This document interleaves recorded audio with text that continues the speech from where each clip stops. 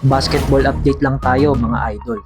Ayon sa mga analyst, napansin nila na nag-i-struggle pa si Jason Tatum sa laro.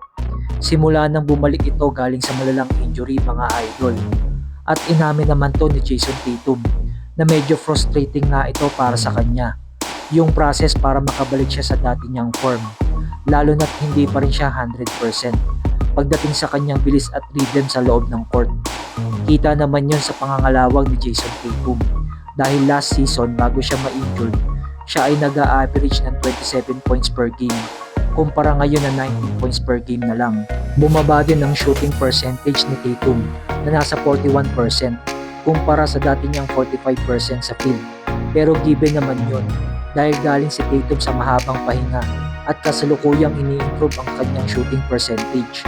Pagdating sa playmaking, ginawa mo ng secondary option si Tatum ngayong season para muling makasabay sa daloy ng opensa ng Celtics kasama si Jaylen Brown. Gayunpaman mga idol, sinabi ni Coach Joe Mazzulla na malaking tulong pa rin ang presence ni Jason Tatum sa kanila para mapanatili ng Boston Celtics ang number 2 seed sa Eastern Conference.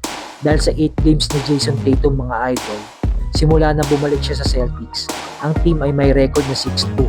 Habang sa laban naman kanina ng Los Angeles Lakers at Detroit Pistons, sa first half pa lang ng laban ay kitang-kita na ang intensity mga idol dahil sa 27 points ng Lakers sa first quarter. 17 dito ay galing kay Luka Doncic. Literal na binuhat niya ang Lakers sa first quarter.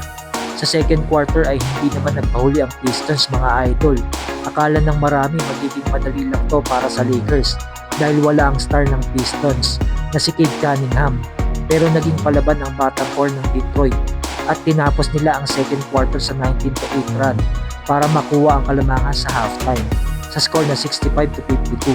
Sa third quarter ay nagkaroon naman ng adjustment ang Lakers at nagtulong-tulong sina Luka, LeBron at Austin Reeves para sa 20-6 run ng Lakers para maibaba sa tatlo ang kalamangan ng Pistons.